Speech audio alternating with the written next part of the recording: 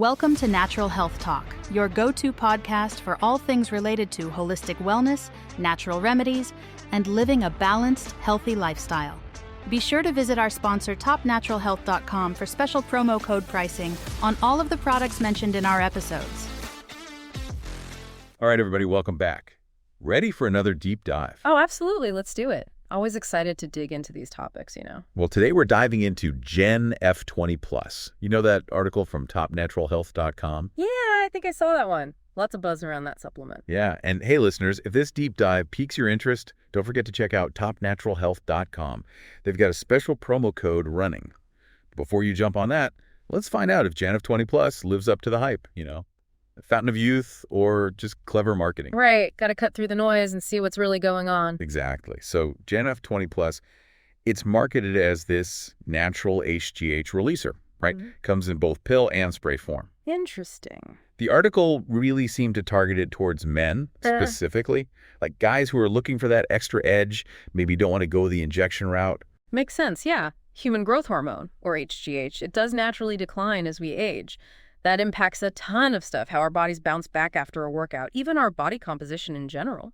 Which is probably why there's a whole market for products promising to boost it, right? Yeah. But before we go any further, what is HGH exactly? I mean, I know it has something to do with like growth and stuff, but... Well, yeah. I mean, think of it this way. HGH is like your body's construction crew. It's in charge of building and repairing tissues, especially muscle tissue. Okay, that makes sense. So when you're young, right, your HGH levels are naturally higher, you recover from injuries faster, build muscle more easily, you have that youthful energy. So what GenF20 is trying to do is give that construction crew a raise, basically, like more resources, more manpower. Yeah, that's the idea they're going for. The million-dollar question is, does it actually work? To figure that out, we really need to look at the ingredients list. See what the science says. Perfect, because the article rattles off a bunch of them. GABA, deer velvet antler. I gotta say, some of these sound like they belong in a medieval potion. Right. It's like pick your fantasy RPG buff. Exactly. Yeah. So let's start with GABA. I know it's often found in, like, sleep supplements. But what's the link to HGH? Okay, so GABA, think of it as a volume knob for your natural HGH production. See, when you sleep deeply, your body releases growth hormone. Right. Some studies suggest that GABA can turn that volume knob up just a bit, leading to a slightly higher output of HGH. So you're saying a good night's sleep, maybe helped by some GABA, might lead to a little HGH boost? Potentially, yeah. But, and this is key, the research is still kind of iffy on how much that actually translates to, like, noticeable results in the gym. Okay, so maybe not a magic muscle pill.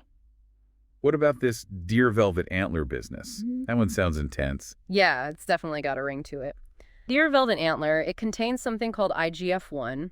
It's a growth factor, kind of like a cousin to insulin, and it plays a role in surprise, growth, and development. So good for building muscle, maybe? Potentially, yeah. Some people even think it helps with joint health inflammation. But the big question with GenF20 specifically is whether the amount of deer velvet antler they use is enough to make a real difference, That seems to be the theme, huh? The science is kind of whispering, not shouting. Yeah, it's like, we see a potential connection, but we need more research, more data to connect the dots. Well, speaking of connecting dots, that article made some pretty bold claims about GenF20's benefits, right? Increased muscle, faster fat loss, even speedier recovery. Yeah, they weren't shy about it. Are those claims even remotely true? We'll unpack those and more when we come back on the next deep dive. Ready to dig into those GenF20 Plus benefits? See if they hold up. Oh, you know I am. Last time we were talking about how some of the ingredients, maybe they have potential, but that topnaturalhealth.com article, by the way, listeners, promo code if you're interested, they went in on the benefits, like muscle gain, fat loss, faster recovery, the whole 9 yards. Yeah, they were painting a pretty rosy picture, weren't they? Totally. So let's start with that fat loss angle. Yeah. Does HGH even play a role there? It does, but it's indirect. Not like HGH directly attacks fat cells or anything, though. That'd be awesome. Right. Sign me up for that. But studies show HGH can influence something called lipolysis. It's like, imagine your fat cells. They're little storage units for energy, right? HGH can signal those units to open up, start releasing that energy. Okay, so it unlocks the fat burning potential, makes it available for your body to use. Exactly. And this is where GenF20 Plus tries to tie it all together. Remember they mentioned GTF chromium. Yep, that was in the ingredients list.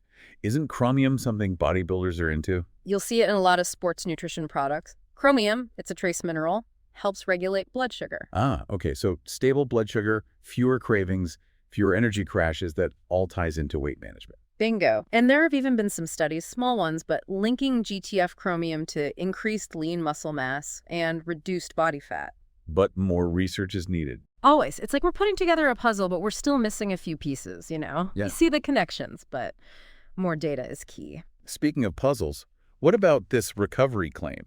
The article was really harping on that, like GenF20 Plus will have you bouncing back from workouts like a superhero. Well, there is something to that, but it's not the whole story. Remember, we talked about HGH being the construction crew. Rebuilding those muscles. Right. So when you work out, you're creating tiny tears in your muscle fibers. That soreness you feel, that's your body saying, hey, repair time. And HGH is part of that repair process. Exactly. It helps rebuild those fibers stronger than before. So theoretically, if GenF20 Plus really does boost HGH, yeah, it could mean faster muscle repair, faster recovery overall. But, and this is a big but, other factors matter too, right?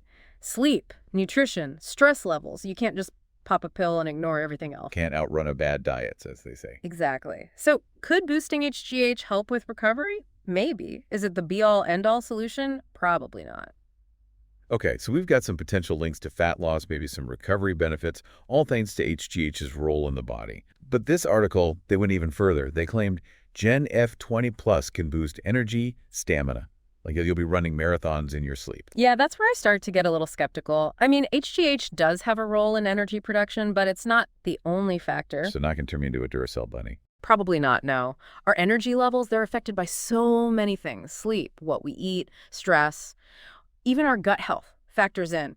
It's unlikely that just upping your HGH, even if GenF20 does that, would make this huge, noticeable difference. Okay, so mixed bag so far. Some intriguing possibilities with GenF20, but also some potential exaggerations. But there's one big claim we haven't tackled yet, the big one. The fountain of youth promise. GenF20 Plus and anti-aging, does it really work? We'll find out what the science says when we come back on the deep dive. All right, deep divers, we're back. Last leg of our GenF20 Plus journey. We've talked ingredients, potential benefits, even touched on some creative marketing tactics. Trying to separate the science from the spin. That's what we do. Exactly. Yeah. But that topnaturalhealth.com article, the one that inspired this whole deep dive, it saved the biggest claim for last, right? The anti-aging angle. GenF20 Plus, turning back the clock, all that good stuff. That always grabs people's attention. So is there any truth to it? Like, scientifically speaking, what's the connection between HGH and aging anyway? Well, one thing that happens as we age, and we can all relate to this, I'm sure, is that collagen production slows down. Collagen, right. Keeps our skin all firm, bouncy-dot, youthful. Exactly. Gives that elasticity. And guess what's involved in collagen production? Let me guess. HGH. Starting to see how they connect the dots here. Right. So in theory, and that's doing a lot of work there, if GenF20 Plus actually boosts HGH like they claim, it could potentially lead to a little more collagen, healthier looking skin. Maybe. Big maybe, though, right? I mean, we've talked about the research on GenF20. It's not exactly rock solid. Exactly. And even if it does boost HGH, we got to remember, aging is complicated. It's not just one thing, right? Genetics, lifestyle, what you're exposed to in the environment. It's not like those wrinkle creams promising to erase 20 years overnight. Yeah. Sadly, those don't really work either. So, could someone see some benefit? Maybe a bit more elasticity, fewer fine lines? Sure, it's possible. But will it completely reverse aging? Not a chance. Managing expectations is key, folks.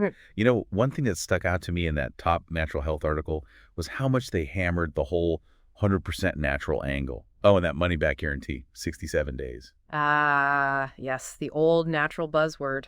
Very popular in the supplement world. So what's the deal with that? Is it just marketing or? I mean, it's definitely a marketing tactic. Natural sounds good, right? Safe, pure, people like that. But we all know plenty of natural things are not so great for you.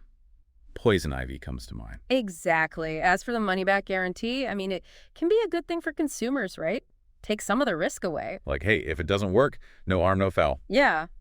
But it can also be a way to boost sales. People might be more likely to try something if they feel like they can get their money back, you know? Makes sense. So, big picture, where do we land on GenF20 Plus? We've covered a lot of ground here. Right. We've looked at the ingredients, how they're supposed to work, the claims about benefits, the whole 9 yards. And I think it's important to say, neither of us are doctors. Right. We're not saying go buy GenF20 or run away from it. Exactly. We're all about giving you the information, the context to make your own choices. Informed choices. Right. And the bottom line with GenF20 Plus is, well, there are ingredients in there that have shown some promise in some studies, but the research, it's early. A lot of those studies, they're small. More research is always needed. And like we keep saying, so many things affect our bodies. How we age, how we build muscle, our energy levels. It's complex. A supplement, even a natural one, it's not a magic bullet. Absolutely. So if you're thinking about trying GenF20 Plus, talk to your doctor. They can look at your individual needs. Maybe there are risks. Maybe it interacts with something else you're taking. They're the best resource. 100%. Well, there you have it, listeners. Another deep dive in the books. We explored GenF20 Plus, peeled back the layers, maybe busted a few myths along the way. Always fun to separate fact from fiction. And remember, knowledge is power, especially when it comes to our health. So keep asking questions, keep digging deeper, and we'll catch you on the next deep dive. From all of us here at Natural Health Talk, thanks for listening. Be sure to subscribe and don't forget to visit our sponsor, topnaturalhealth.com, for special promo code pricing on all of the products mentioned in this episode.